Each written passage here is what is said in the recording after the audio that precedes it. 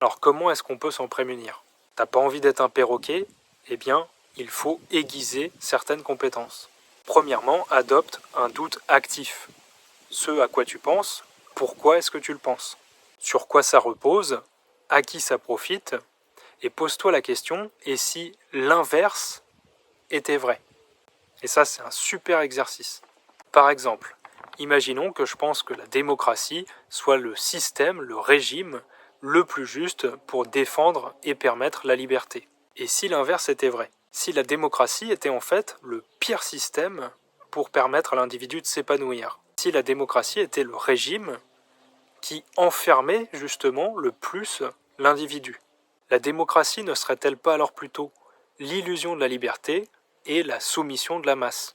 Je vous laisse creuser cet exemple, c'est pas mon but ici. Deuxièmement, et ça c'est impératif, lis ceux qui pensent autrement que toi. Lis des gens qui te dérangent, qui t'offusquent. Lis des opposants. Pas forcément pour changer d'avis, mais pour tester ton propre raisonnement. Ça peut d'ailleurs aussi te permettre de le renforcer sans pour autant rentrer dans du dogmatisme. Troisièmement, pose-toi des questions absurdes, naïves, des questions qu'un enfant pourrait te poser. Par exemple, pourquoi est-ce qu'on mange 3 fois par jour? Est-ce que c'est une nécessité biologique ou une invention culturelle?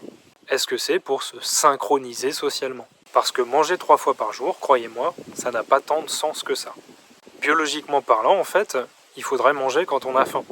Et pas nous forcer à manger parce que c'est l'heure de manger. D'ailleurs, qui a défini cette heure de manger?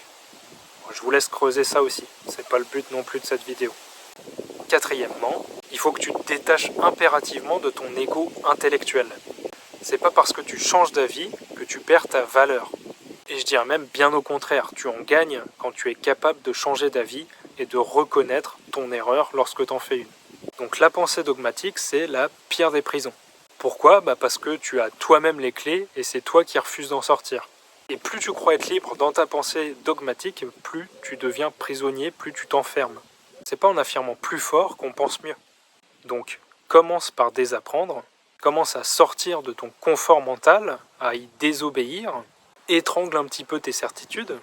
C'est violent, c'est rude, mais c'est comme ça qu'on peut essayer d'atteindre une certaine liberté, une certaine autonomie vis-à-vis de son intériorité. Si tu veux aller plus loin dans l'art de penser par toi-même, je te conseille d'aller voir ma formation sur l'art de l'argumentation. J'ai mis des techniques avancées, mais j'ai aussi mis le contenu gratuit qui te donne les bases avant ce contenu un peu plus avancé.